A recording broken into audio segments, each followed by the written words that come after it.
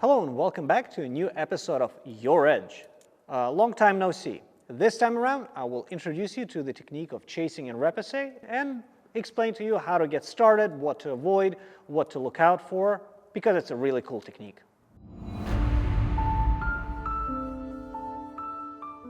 Chasing in repoussé is a technique that you very often see on goblets, silverware, as well as church ornamentation and arms and armor. Repoussé means working from the back. So if you see your surface, you're looking at it here. Repoussé means someone worked it from the back. It's basically embossing.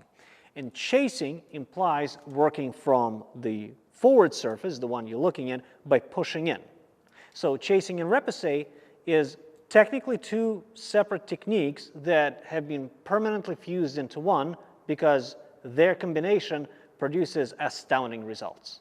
The fundamental technique of chasing repoussé consists of placing a piece of sheet metal, it could be copper, silver, steel, iron, brass, and whatever moves best, into a bearing surface. The bearing surface is usually, in modern times, pitch, which is a combination of tree sap, clay, and other stuff in there, or sometimes lead, or sometimes even a sandbag. And the idea behind it is that the mass of the bearing material, let's talk about pitch, is resisting work from the front, and as you push around it, the mass pushes back and you form around it. Think of it as a liquid anvil. Actually, that's a pretty good way of putting it, a liquid anvil. So when you form stuff over an anvil, it tries to replicate the shape. Since our bearing material is pitch or lead, something that moves as we're working over it, it kind of moves into places that you don't work on and provides a backing. So that is the foundation of the technique, and it's really boundary conditioned. However, once you master it, you can do almost anything you want. Besides your bearing material, your liquid anvil, the two main tools you will use are your chasing hammer.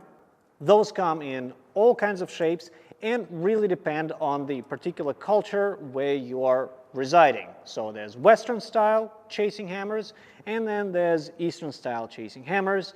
They're somewhat different, and you probably should use the one with which you're most comfortable. I prefer the Eastern style. However, the basic format of the technique I'm explaining does not change with the shape of the hammer. It might change with the mass of the hammer, but we'll get to it later. The second type of tool are your tiny chasing chisels. Those are usually not sharp. You don't want to cut through the material you're working with, silver, gold, what have you. And each one of them has a specific shape. The shapes differ into texturing chisels, which will be your best buddies at the end of the project, your planishing chisels, your chasing chisels or liner chisels, and the amount that you will have will completely depend on how far down the road with the technique of chasing repoussé you are. So masters have full jars of various chasing chisels. Some of them even I can't tell apart. But as a beginner, you need probably no more than 10. Let's start with the basic form of the technique. Let's say you have a square piece of metal, copper or silver. You heat up your pitch pot so that the pitch is sticky, and you place your material in there. Now, there are two ways of having prepped your piece for it. One way is keeping it flat, and you can perfectly work from the flat. The way I choose is I know that my end result will have some height. So before placing it into the pitch, I turn my metal over and I dish it a little bit. Or I can even give a rough repoussé or embossed look for it, because it already gives me an advantage of starting with some height. Now, in either case, I place my material into the pitch and wait just a little bit so it's not super liquidy, but it is still viscous and kind of soft. It will be hard to knock, but soft if you press on it, or a little bit soft. Mind you, if you're working with pitch is a non-Newtonian fluid. That is, Even if your pitch is fairly soft, but you drop it on the floor, it will shatter. But if you work it slow, it will move in your hands. There's a great pitch experiment in some university where the drop of pitch takes 100 years to drop. Anyway, be mindful of that. Once the piece is set, and make sure that all the corners of your piece are set into the pitch so it doesn't peel off, I start outlining the basic contour of my project. I can outline it with a Sharpie or a scribe, it does not matter, as long as you can see it, and vision is key. And then I take my liner chisel, which looks like a version of your regular Home Depot chisel, but small, and it's smooth on the bottom so that you don't cut through. And I outline the outside of my project. Next, what I do, because usually I've already created the height for my piece, I start pushing the background down, creating more height and isolating the metal that I'm ultimately going to be working on. This technique is incredibly useful for Minuki, and from here, if you're working in the Eastern style, the technique name changes into uchidashi. The uchidashi version of the technique, you're working from the outside of where your ultimate piece will be by building up and bunching up material and chasing it to the center to where your Minuki or flower or whatever have you will be, and you're ultimately also gaining thickness. In the Western tradition of chasing and repoussé, that part is absent. So you're basically working from the top and bottom. There's no gathering up material. Both are fine. I usually work with a combination of the two because projects I'm involved with usually require the combination of the two techniques. As you're working with a piece, the material work hardens. That happens in virtually all metals, or at least there is not a single metal that I can remember that does not work harden. As the piece work hardens, you might start to peel off from your pitch. So what you will have to do is you have to take it out and anneal it. Once you anneal the piece, you have two routes. Depending on what stage and what kind of design you have, you might, since it's repoussé technique, you might have to clean it off, flip it around, and set it face in to the pitch. That way, what you will have to do is you use some of your chisels to gain more height by working it from the back out.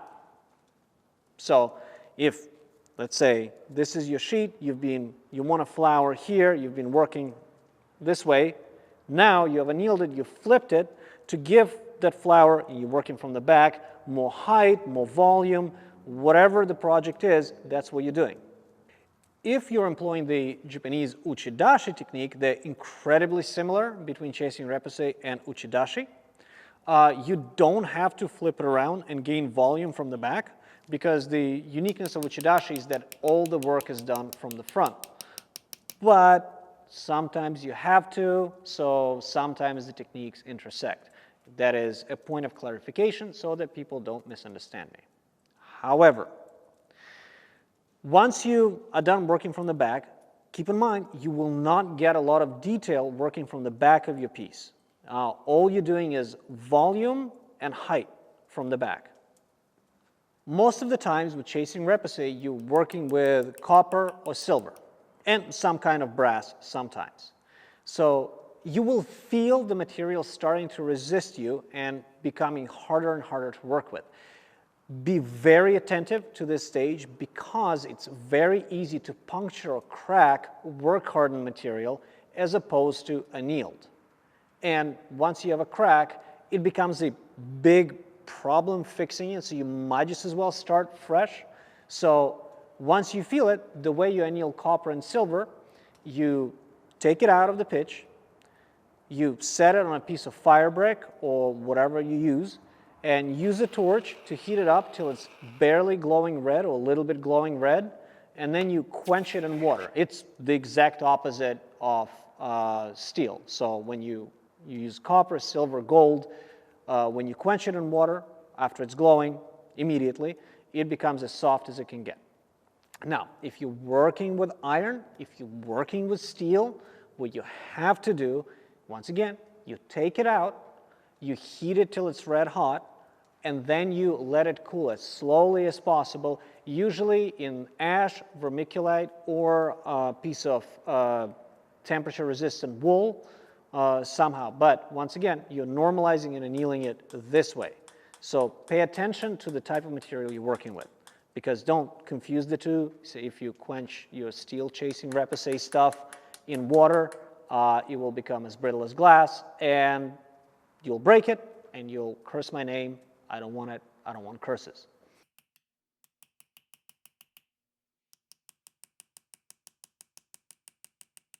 Now, not all of your projects start out as a flat piece of sheet metal. Some of them already have a given volume or a given shape before you get to use chasing repoussé.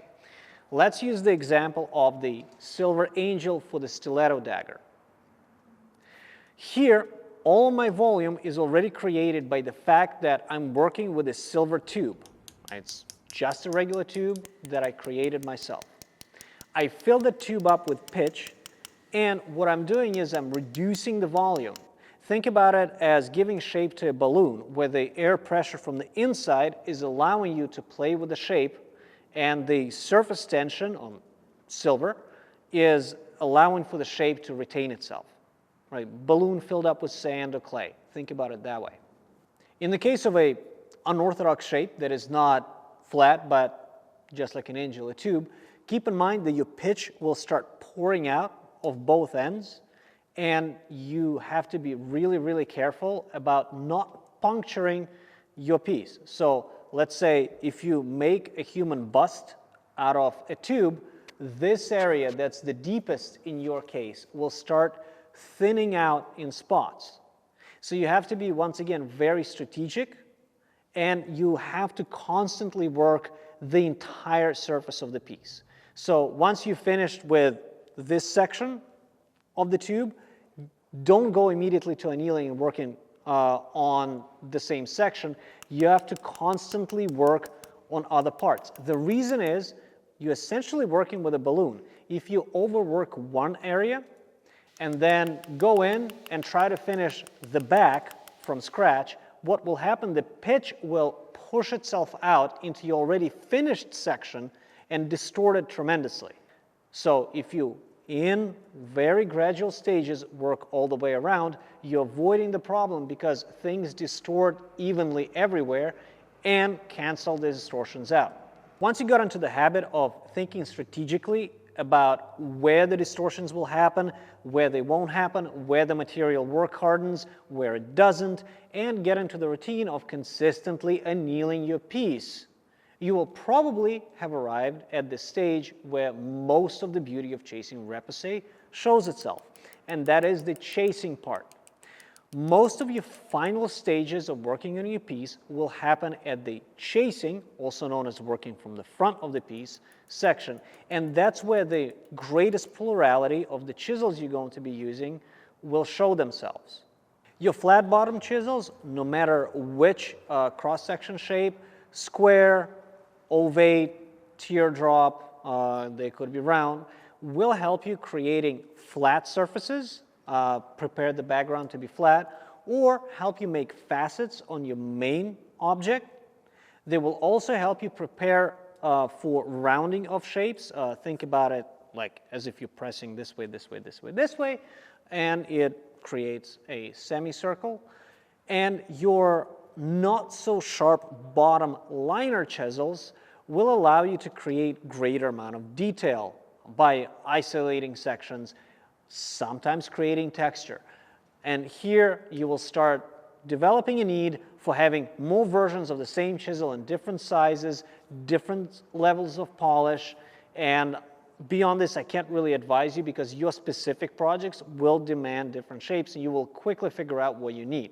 Your texturing chisels will create your background. By texturing the background, what you can do as you patina the piece, it will create a more sense of depth.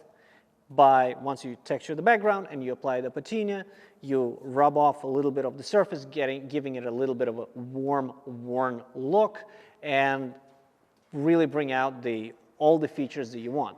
Now, other textures will allow you to create a sense of feathers, it will create a sense of fur, whatever the project demands, that what you use. And you will quickly realize how to create new and wonderful textures.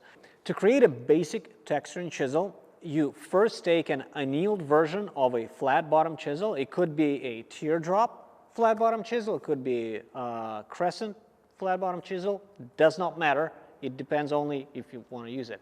And what you do, you either heat up the tip, or you don't have to, and hit it into the surface that you would like to copy. Sometimes surfaces that you like to copy give you unpredictable results, so please experiment at this stage. What I'm showing you right now is I'm using the texture of an existing file to create a kind of a stone wash rough texture that will later on be used on a piece of silver, and it really darkens my background after the patina is applied. However, other people use things like rocks. I like rocks. For their texturing chisels. They literally go outside, find a cool rock, and beat their chisel into it to copy that texture. You can stipple the tip of your chisel, and it creates a completely different type of texture. But texturing chisels are your friends at the late stages of your project. And try to avoid using these type of chisels early in the project, even though you will be tempted to. Do not do that, you will create problems. And that pretty much sums up the Chasing Repoussé introductory section of Your Edge. And if you really like this format where we live stream the piece and really explain how we're making it, please click a thumbs up, please share it, because everything that we do is kind of an experiment, showing craft and detail techniques as well as historical explanations for you and interacting with you guys is an experiment. We never know if we'll succeed. So audience input, likes, shares, help us a lot. They signal to us that we should be doing what we're doing. And as always, keep honing your edge.